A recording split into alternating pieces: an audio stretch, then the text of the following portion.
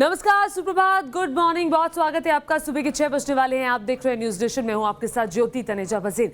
सुबह 6 बजे के बुलेटिन की शुरुआत इस वक्त आ रही बड़ी खबर के साथ करते हैं। कानपुर में 8 पुलिस कर्मियों के हत्यारे गैंगस्टर विकास दुबे से जुड़ी इस वक्त बड़ी खबर आपको बता दें।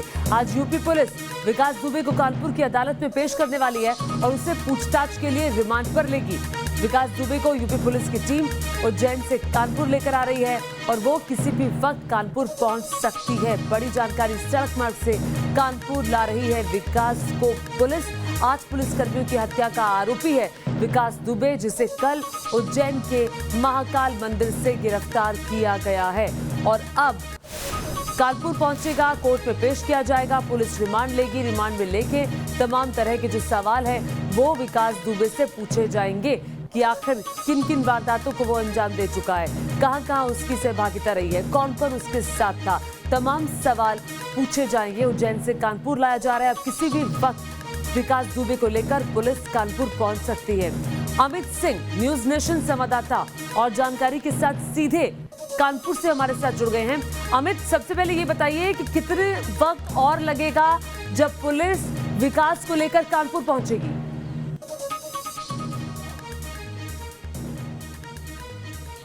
देखिए ज्योति, जो हमें जानकारी मिली है उसके मुताबिक जो विकास दुबे है वो एसटीएफ के साथ कालपी पहुंच चुका है। कालपी में 3 वाहनों का काफिला भी कुछ देर पहले वहां से गुजरा है।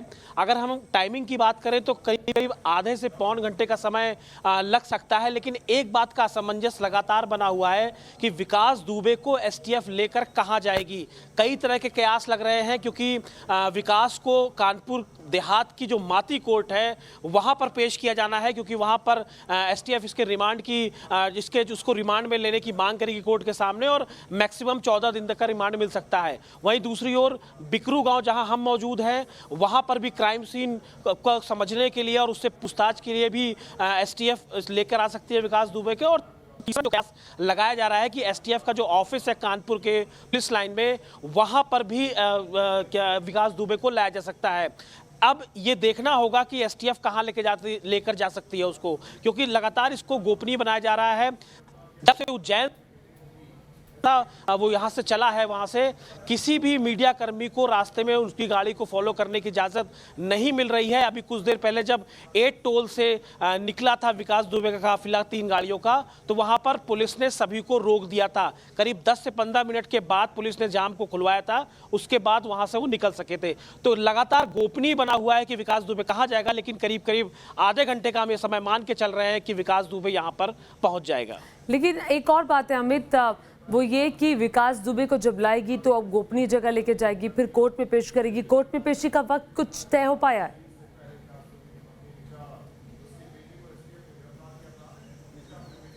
नहीं ज्योति, अभी इस बारे में कोई जानकारी निकलकर सामने नहीं आई है कि कोर्ट में पेशी कब होगी, क्योंकि स्पेशल कोर्ट के सामने 24 घंटे में कभी भी पेशी हो सकती है और कोर्ट टाइमिंग नहीं देखेगी। अगर कोर्ट निर्धारित करेगी तो कभी भी उसकी पेशी हो सकती है। शायद इस बात को गोपनीय रखा गया है कि टाइमिंग क्या होगी, लेकिन कोर्ट के बाहर जो सुरक्षा व्यवस्था है वो भी अभूतपूर्व कर दी गई है। गाँव में भी सुरक्षा व्यवस्था तगड़ी कर दी गई है और जो पुलिस है लोकल स्थानीय स्तर की वो पूरी तरीके से मुस्तैद है। वहीं एक बात और निकल कर सामने आ रही है कि जो ऋचा विकास दुबे की पत्नी है, कानपुर शाम को उसको देर शाम को उसको लाया गया था और लगातार उससे भी पूछताछ की जा रही थी। तो ये भी हो सकता है, ये भी संभव है कि विकास दुबे और उसकी पत्नी का भी आमना सामना कराया जाए, उन लोगों की बात को क्रॉस चेक किया जाए, क्योंकि ऋचा दुबे से भी लगातार विकास दुबे के क्या संपर्क है, जो उसकी संपत्ति का ब्यौरा है, इन सब सवालों के साथ रात भर उससे पूछताछ होती रही एसटीएफ के द्वारा। तो कहीं ना कहीं इन बातों को क्रॉस चेक करने के लिए दोनों का आमना सामना भी कराया जा सकता है और ये माना जा रहा है कि आधे घंटे में करीब विकास दुबे यहां पहुंच जाएगा। लेकिन सुरक्षा व्यवस्था अलर्ट मोड पे आ गई है, अधिकारी मौके पर आ गए हैं, यानी कुछ ही देर बाद विकास यहां पहुंचेगा। लेकिन ये अभी बताना मुश्किल हो रहा है कि विकास को लेकर एसटीएफ कहां, यानी कि आप कह रहे हैं कि गहमा गहमी काफी ज्यादा बढ़ गई है और किसी भी मीडिया कर्मी को विकास की जो गाड़ियों का काफिला पुलिस का आ रहा है उसको फॉलो नहीं करने दिया जा रहा है, चूंकि इस पूरे मामले को गोपनीय बनाना चाहती है पुलिस, नहीं बताना चाहती कि हम विकास को कहां लेकर जा रहे हैं, कितने बजे कोर्ट में पेशी होगी। अमित, ये भी बताइए कि कल से छन कर ये खबरें आ रही है कि विकास से कई तरह के सवाल पूछे गए हैं, अब जब रिमांड पर लिए जाएंगे तब तो पूछे जाएंगे। विकास ने बताया कि नहीं, उसने पुलिस वाले को बहुत जो गोली मारी थी वो पास से नहीं, वो दूर से मारी थी, पाँव में गोली मारी। तो ये खबरें कहां से आ रही हैं?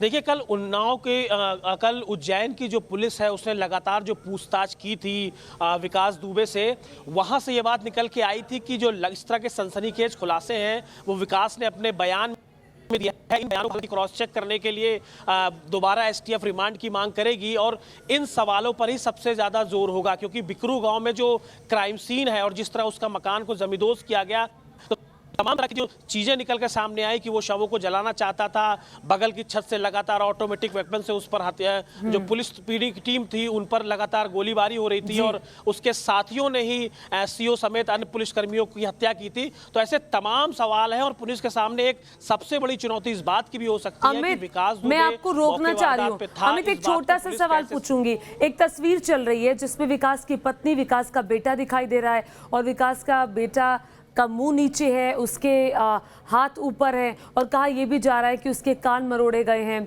तो ये तस्वीर जो है ये सवाल उठाती है कि अगर एक नाबालिग बच्चे से ये क्यों कराया जा रहा है पुलिस की तरफ से, उसके पिता के कर्मों की सजा बेटे को क्यों दी जा रही है?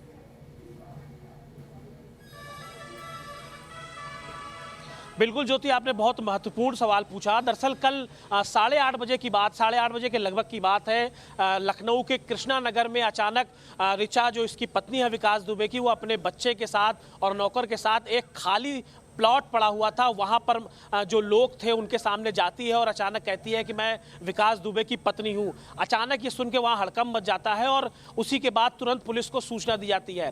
पुलिस के अधिकारियों से जो हमारी बात हुई, हालांकि उन्होंने कैमरे पर कुछ बोलने से मना कर दिया, लेकिन उन लोगों ने ऑफ कैमरा ये बताया कि अचानक वहां पर इतनी गहमा गहमी बढ़ गई थी और पहले उस चीज को वेरीफाई करने के लिए उनकी फोटो खींची जा रही थी। उनका उस बच्चे को इस तरह प्रताड़ित करने का कोई उद्देश्य नहीं था और उन्होंने इस बात से पूरी तरीके से इनकार किया है कि बच्चे को, उस नाबालिग बच्चे को किसी प्रकार की कोई प्रताड़ना दी गई है, यानी कि कान उमिटा गया है या कुछ और किया गया है। सिर्फ फोटो ली गई थी और वो बच्चा नाबालिग है, सहम गया था, इसलिए उसकी आंखें नीचे थी। तो अपनी तरीके से सफाई दे रहे हैं, लेकिन यकीनन सोशल मीडिया पर जिस तरह ये फोटो आ रही है इसको लेकर काफी किरकिरी भी हो रही है यूपी पुलिस की। बहुत शुक्रिया इस तमाम जानकारी के लिए। आपके पास हम फिर लौटेंगे, जैसे ही आपने बोला आधे से पौने घंटे का वक्त है, कभी भी विकास को लेकर कानपुर पहुंच जाएगी यूपी एसटीएफ। आपको बता दें, उज्जैन में गिरफ्तारी के बाद गैंगस्टर विकास दुबे को कानपुर लाया जा रहा है। यहां पुलिस उसे कोर्ट में पेशी करके उसकी रिमांड लेने की कोशिश करेगी, जिसके बाद पूरे घटनाक्रम से पर्दा उठने की उम्मीद है। उज्जैन में गिरफ्तार, अब कानपुर में इंतजार।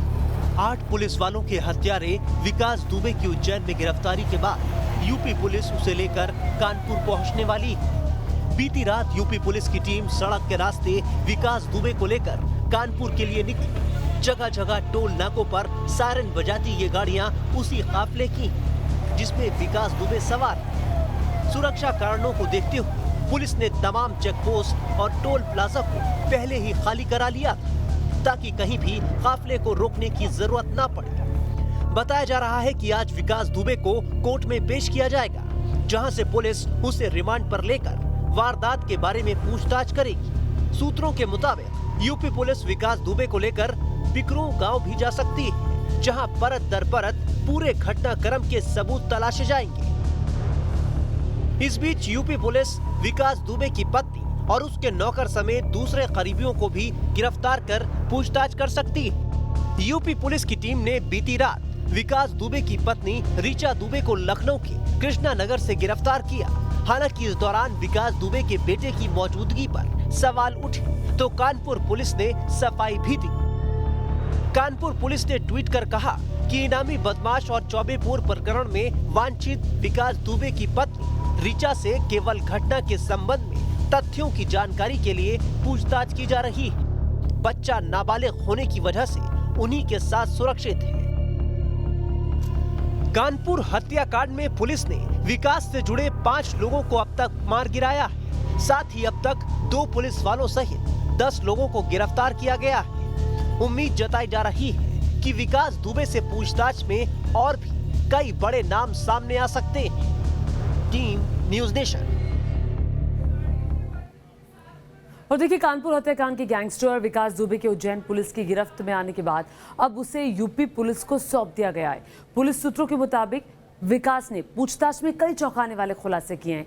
देखिए ये खास रिपोर्ट, क्या कुछ कहा है विकास दुबे ने।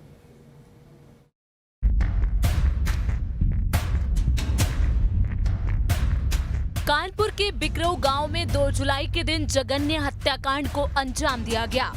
वारदात की रात 8 पुलिस कर्मियों के शव घटनास्थल पर इधर उधर पड़े हुए थे, लेकिन शातिर गैंगस्टर विकास दुबे के दिमाग में कुछ और ही फितूर चल रहा था।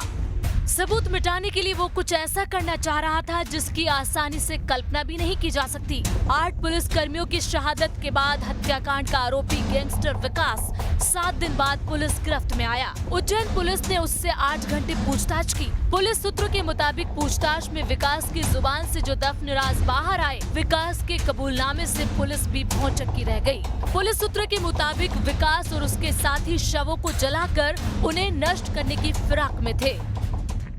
कबूलनामा नंबर 1, घटनास्थल पर कुएं के पास 5 पुलिसकर्मियों के शवों को एक के ऊपर एक करके रखा गया था। शवों में आग लगाने के लिए 50 लीटर तेल लाया गया, लेकिन इससे पहले कि वो अपने मंसूबों में कामयाब हो पाते, पुलिस फोर्स वहां पहुंच गई, जिसके बाद सभी बदमाश मौके से फरार हो गए। कबूलनामा नंबर 2, पुलिस सूत्रों के हवाले से ये भी पता चला है कि शहीद सीओ देवेंद्र मिश्र से विकास का 36 का आंकड़ा था। विकास ने ये भी कबूल किया है कि देवेंद्र मिश्र से उसकी नहीं पटती थी। कई बार वो उसे देख लेने की धमकी दे चुके थे। हालांकि विकास ने ये भी कहा है कि सीओ देवेंद्र मिश्र को उसने नहीं मारा, उसके साथियों की गोली बेहद नजदीक से उन्हें मारी गई थी।